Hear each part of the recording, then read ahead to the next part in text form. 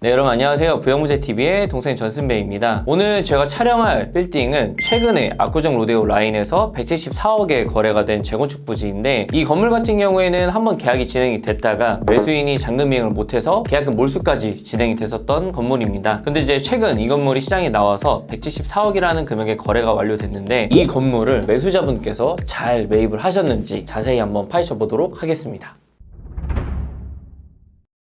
네, 첫 번째로 이제 위치 설명입니다. 여기 위치 같은 경우에는 이제 압구정 로데오역 5번 출구에서 제가 한번 거리를 재보면은 5번 출구에서 쭉 내려와서 이 안쪽으로 들어오면은 총 거리는 한 340m 정도로 도보로 한 4분 정도에 걸리는 위치에 있고요. 여기 상권이 요즘 워낙 핫한 상권이죠. 런던 베이글 라인과 도산공원 상권인데, 이 두 상권과 연계성이 있는 곳에 위치하고 있는 건물입니다. 제가 이 건물을 한번 보여드리면은, 네, 이제 이 모습을 보면은 예전에 이렇게 2층짜리 건물이 있는데, 현재 모습을 보면은 현재는 이제 신축을 하기 위해서 전부 이제 멸실이 완료가 된 상태입니다. 계율을 바로 설명드리도록 하겠습니다. 네, 이 건물 같은 경우에는 이제 작년 25년 7월 달에 계약이 진행이 됐고, 소유권 이전일은 2025년 11월 달에 소유권 이전이 됐습니다. 매매 금액은 174억에 계약이 진행이 됐고요. 대지 면적은 69.33평입니다. 기존에 제가 방금 말씀드렸었던 것처럼 2층짜리 건물이 있었지만 현재는 이제 멸실 상태이고, 이 토지의 용도 지역은 제2종 일반 주거 지역입니다. 이 재건축 부지의 이제 기존 이제 매도자와 매수자를 좀 간단하게 설명을 드리자면은, 전 매도자 같은 경우에는 이제 소유권이 엄마와 아들로 이제 7대3 비율로 이제 가지고 계셨고, 어머님 같은 경우에는 2002년도에 매입을 하고 아들은 이제 2022년도에 상속을 받으셨더라고요. 두 분 다 이제 개인 명의로 이제 보유를 하고 있었고, 이 건물 같은 경우에는 빌딩 시장에 나온 게 2024년도 초에 200억에 스타트를 좀 했었습니다. 이 건물 자체가 금액이 약간 깎인 상태에서 175억에서 180 사이에 2024년도 12월 달에 계약이 진행이 됐었는데, 매도자분이 계약금만 받고 매수인이 이제 잔금 이행을 하는 과정에서 본인의 사정 때문에 잔금 이행을 할 수가 없어가지고 결국 이제 계약금 몰수로 계약이 해지가 된 상태였습니다. 그런데 이때 소문이 돌았던 내용이 있었는데, 연예인이 매입을 하셨다가 본인이 사회적으로 이슈가 돼서 결국 이제 매입을 못했다라고 하는 내용이 있었는데, 제가 정확하게 누구라고 말씀드리기는 좀 어려울 것 같고, 이 건물이 결국에는 이제 시장에 174억이라는 금액이 나와서 이 금액의 계약이 완료가 됐습니다. 그리고 또 등기부 등본을 보니까 이번에 매입을 하신 분들도 정말 대단하신 게, 두 분이 개인 명의로 매입을 하셨고 근저당이 한 93억 정도를 잡아놓으신 걸 보니까 대출을 약 한 77억 정도 받으셨더라고요. 대출을 77억 정도 받으시면은 이 건물을 매입을 하셨을 때 현금 보유량만 최소 100억 이상을 가지고서는 투자를 하신 거기 때문에 어느 정도 자금력이 있으신 분들이 매입을 하신 것 같습니다.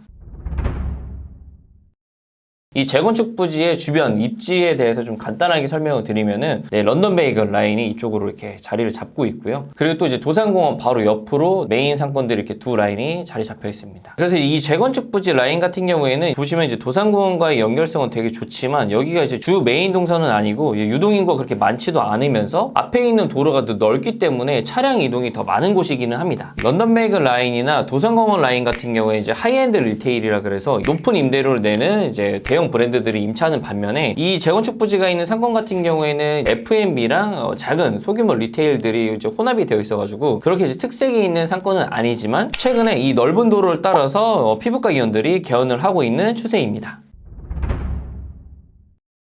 이 건물 같은 경우에는 제가 처음에 설명드렸었던 것처럼 멸실하기 전에는 이제 2층짜리 이제 건물이 있어서 쇼룸으로 이제 사용하고 있는 이제 임차인이 있었는데, 그 임차인은 이제 명도를 하고 현재 멸실을 다 한 상태입니다. 그래서 이 건물을 제가 어떻게 지을 수가 있는지 시나리오를 좀 두 개를 한번 좀 짜봤거든요. 이제 하나는 최근에 용적률 인센티브가 있다 보니까 용적률을 이제 250%까지 이제 최대치로 받을 수 있는 것과, 또 하나는 이제 용적률을 낮추더라도 임대 면적을 이제 최대한 활용할 수 있는 그 두 안을 한번 좀 짜봤습니다. 첫 번째 이제 신축 개요인 인데, 이번 신축 계획 같은 경우에는 이제 용적률을 이제 최대한 활용할 수 있는 방안을 좀 짜봤거든요. 그래서 이제 건물 같은 경우에는 지하 2층, 지상 5층까지로 신축할 수 있는 구조로 짜봤고, 층고 높이를 이제 최대한 높이는 걸로 해서 좀 계열을 짜봤습니다. 그래서 이제 대지 면적이 69.33평이다 보니까 연면적 같은 경우에는 227.77평으로 나오고, 건축 면적은 이제 41.6평 정도가 나옵니다. 주차 같은 경우에는 자주식 주차는 불가능하고 기계 주차장으로 이렇게 들어갈 수 있게끔 해서 주차장은 6대까지 이제 넣을 수 있도록 이제 구성을 짜봤습니다. 잡았습니다. 그리고 이제 건축 면적 같은 경우에는 사실 1층은 좀 면적을 최대한 살릴 수는 없을 것 같고 2층부터는 한 40평 정도가 나올 수 있게끔 해놨거든요. 보면 이제 면적이 137.5제곱미터가 나오니까 41.6평 정도가 이제 건축 면적이라고 보시면 될 것 같습니다. 그런데 제가 이 용적률을 살린 계열을 별로 선호하지 않는 게 뭐냐면은 1층 면적이 너무 안 나오더라고요. 그래서 지금 이제 1층 면적 같은 경우에 보면은 여기 면적이 117.8제곱미터가 나오는데 이거를 좀 평수로 환산하면은 약 한 35평 정도가 나옵니다. 근데 제가 이걸 한번 보여드리면은 여기 검은 색깔 부분이 이제 코어거든요. 엘리베이터라던가 계단이 좀 빠져야 되는 부분인데 코어 빼고 그리고 또 이제 기계 주차장으로 좀 날리는 부분 제외하면은 사실 1층은 활용할 수 있는 면적이 거의 없다고 보시면 됩니다. 여기서 이제 용적률을 최대한 살렸을 때 5층 하나 더 추가가 된다고 보시면 될 것 같은데 5층 면적도 보면 이제 46.6제곱미터거든요. 평수로 따지면 약 12.9평밖에 안 나오기 때문에 1층을 날리면서까지 이렇게 높여야 되나? 라는 좀 생각이 들기는 했었습니다. 그래서 이제 이번 이제 첫 번째 시나리오 같은 경우에는 건물의 규모는 이제 크게 보일 수는 있겠지만 임대 면적을 좀 활용할 수는 없을 것 같다라는 좀 생각이 들어서 제가 이제 두 번째로 이제 용적률을 좀 낮추더라도 임대 면적을 살릴 수 있는 계획을 한번 짜와봤습니다. 첫 번째 사례와는 좀 다른 부분이 이제 전체 용적률이 낮아졌고 건물 이제 층수도 한 개 층 정도는 이제 낮아지면서 주차장 같은 경우에는 방금 건 이제 기계 주차장이었는데 자주식 주차장으로 신축 계획을 짜봤습니다. 계획을 한번 설명드리면은 층수 같은 경우에는 지하 1층, 지상 4층으로 신축을 했고요. 층고 높이 같은 경우에는 이제 한 층당 이제 4m로 책정을 해가지고 최고 높이는 약 한 16m 정도로 잡았습니다. 대지가 이제 69평일 때 연면적은 210평 정도로 신축 계획을 짰고 건축 면적은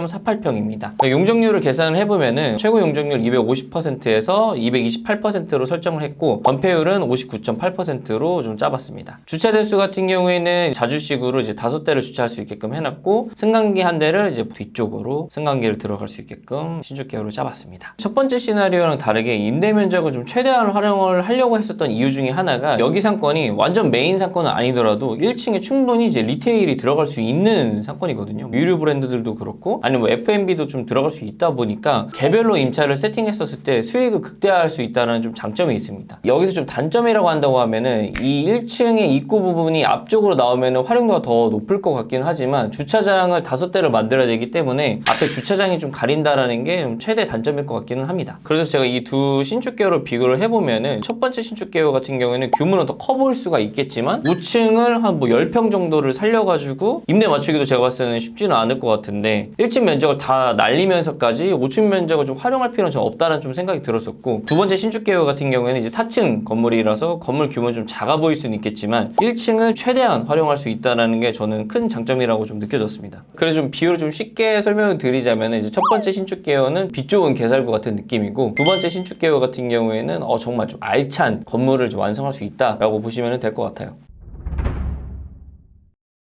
다음은 이제 매매 금액에 대한 이제 시세 분석입니다. 런던 베이글 라인이나 이제 도산공원 같은 경우에는 최근 이제 최고가가 찍힌 게 이제 평당 금액이 4억 5천까지가 찍혔거든요. 120억짜리 신축 건물이 평당 4억 5천 수준의 거래가 됐기 때문에 어떻게 보면은 여기 시세가 그래도 한 4억 이상은 되지 않을까라고 생각을 하고 있고 주변에 최근에 거래가 된 건물들을 보면은 대부분 다 한 평당 3억 3천에서 3억 5천 이상의 거래가 됐기 때문에 이번에 이 거래가 된 재건축 부지 같은 경우에도 이제 평당 2억 5천에 매각이 됐기 때문에 어떻게 보면 좀 적정 시세로 보일 수가 있거든요. 근데 작년에 이제 거래가 된 비교 사례가 하나 있는데 이 재건축 부지 맞은편 코너에 있는 이 흰색깔 건물이 이제 거래가 됐는데 2025년 작년 2월 달에 330억에 거래가 됐습니다. 평당 금액으로 따져보면은 평당 2억 4,700만 원에 매각이 됐기 때문에 지금 이 재건축 부지랑 비교했을 때를 보면은 평당 금액이 이제 동일한 금액으로 거래가 됐다고 보실 수 있겠지만 흰색깔 건물 같은 경우에는 연면적이 한 350평 정도가 되는 건물이기 때문에 지금 이 재건축 부지 같은 경우에는 한 연면적 210평 정도를 신축한다 그러면은 평당 금액이 이제 무려 3억까지 올라가기 때문에 건물을 이제 새로 신축을 해야 되는 상황에서 비교를 했을 때는 174억이라는 금액보다는 더 내고가 돼서 계약을 하면 어땠을까라는 좀 아쉬움이 있기는 합니다. 다음은 이제 임대 시세 분석입니다. 여기도 이제 메인 상권이랑 연결이 되는 상권이기 때문에 이제 다른 중개법인들 같은 경우에는 여기 임대료를 되게 높게 산정을 하셨더라고요. 런던 베이글 라인이나 도산공원 같은 경우에는 평당 임대료가 거의 한 80만 원에서 100만 원이 육박하거든요. 거래가 된 건물들 중에서 아디다스 같은 경우에는 월 임대료가 1억 500만 원 정도가 나오는데 거기 이제 평당 임대료로 따지면 한 115만 원 정도가 나오고 최근에 거래가 된 이제 버킷스탁이랑 비교를 했었을 때는 월 임대료가 이제 5,500만 원이기 때문에 평당 임대료로 따지면 한 105만 원 정도의 수준이 나옵니다. 그래서 이제 여기 주변 메인 상권에 평당 임대료가 100만 원, 뭐 80만 원 이러다 보니까 많은 투자자분들이 여기도 임대료가 높을 것이다 라고 예상을 했겠지만 실제로 이제 평당 임대료 수준은 상당히 낮은 곳입니다. 최근에 이제 작년 12월 달에 이제 거래가 된 그 어그 도산점 건물 같은 경우에도 전체 면적이 되게 크고 입지도 더 좋기도 한데 평당 임대료가 이제 9만 원 수준밖에 안 됐었습니다. 이 재건축 부지의 이제 평당 임대료 같은 경우에도 제가 봤을 때는 한 10에서 한 15만 원 사이 정도일 것 같긴 한데 정말 이제 대형 브랜드가 임대 세팅이 되지 않는 이상 20만 원은 넘기는 어렵지 않을까라는 좀 생각이 들더라고요. 그래서 좀 정리를 한번 해보면은 건물을 저희가 아까 연면적 210평 정도로 신축을 한다고 했었을 때 평당 임대료가 이제 20만 원 정도면은 월 4천만 원에서 한 4,200만 원 정도의 임대료가 나올 수 있는 건물로 세팅이 가능한 거고 제가 생각했을 때 한 10만 원에서 15만 원 사이다라고 하면은 월 임대료가 한 3천만 원에서 3,500만 원 수준으로 세팅이 되지 않을까라는 생각이 들기는 합니다. 이 건물을 이제 174억에 매입을 했었을 때 취등록세가 이제 8억 40만 원 정도가 나오고 등기 비용이 한 5,220만 원, 중개 수수료를 이제 8,700만 원 정도가 나온다 그러면은 원가는 183억 4천만 원입니다. 여기서 한 210평 정도 신축을 한다고 했었을 때 신축 비용 약 30억을 고려하면은 원가는 213억 4천만 원이 원가입니다. 여기서 이제 대출 이자는 이제 제외한 비용입니다. 그래서 이거를 수익으로 계산을 해봤었을 때 월 임대료가 4,200만 원일 때 수익률이 한 2.3% 정도가 나오기 때문에 수익은 제가 봤을 때는 좀 살짝 아쉬울 것 같긴 합니다. 그래서 좀 임대료를 세팅을 하실 때 평당 임대료를 한 10만 원, 15만 원 맞추는 거는 너무 아쉬울 것 같고 최대로 평당 임대료를 20만 원 이상으로 세팅을 해야지만 월 4천만 원의 이상의 임대료가 나오기 때문에 이 부분이 제가 봤을 때는 가장 중요할 것 같긴 합니다. 그래서 이번에 이 재건축 부지를 매입을 하신 분도 이 부분을 정확하게 인지를 한다라고 생각이 들었던 게 대출 비율을 42% 정도로 최소한으로 맞추신 다음 평균 비중을 높이면서 향후 임대 목적보다는 실사용을 초점으로 전략적 선택을 하신 게 아닌가라는 생각이 들었습니다. 제 개인적인 생각으로는 수익형 투자 관점에서는 당장 큰 매력이 있다라고 보기는 어려울 것 같습니다. 하지만 이제 압구정 로데오라는 이제 대체 불가능한 입지와 대출 이자와 이제 신축 비용까지 고려해서 현금 비중을 높게 가져간 투자 구조를 본다면은 단순 임대 수익이나 시세 차익보다는 그 이상의 중장기적 자산 가치 상승을 확신해서 투자하신 것으로 보여집니다. 네, 여러분 이제 오늘 분석해드린 압구정 로데오의 174억 재건축 부지 어떻게 보셨나요? 여러분들의 이제 의견을 댓글로 편안하게 남겨주시면 저에게 큰 도움이 될 것 같습니다. 그럼 오늘 영상은 여기서 마무리하도록 하고 저는 다음에 또 다른 건물로 찾아뵙도록 하겠습니다. 그럼 안녕.